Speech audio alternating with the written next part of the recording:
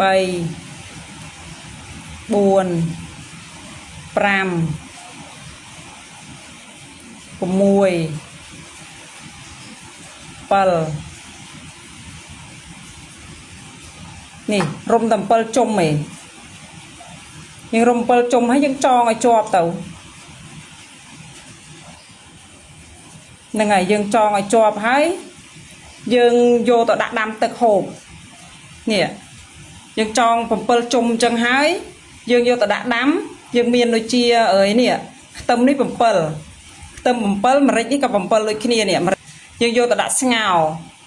បងប្អូនយកទៅដាក់ស្ងោរទៅដាក់ទឹកមកផ្តិលអីទៅមកផ្តិលកន្លះអីទៅបានហើយមិនដាក់ទឹកច្រើនទេហើយដល់ពេលដាំពុះហើយហ្នឹងចូលមកហូបមកមានអីទេអត់មានដាក់អីទៀតទេតែប៉ុណ្្នឹងឯងថ្នាំបាត់កាទៀលតាអាប៉ាកែណាបងប្អូនប៉ាកែពិតប្រកបមែនពុកម៉ែបងប្អូនអាចសាកមើលបានអើយវិធីនេះល្អប្រើណាស់ពុកម៉ែបងប្អូនពេញចិត្តវីដេអូខ្ញុំជួយ like ជួយ share ខ្ញុំម្នាក់មួយផងដើម្បីឲ្យពុកម៉ែបងប្អូនដែលគាត់ចេញកាទៀលតាអាហ្នឹងឲ្យគាត់បានដឹងទាំងអស់គ្នាផងហើយនឹងបានហូបបានជាទាំងអស់គ្នា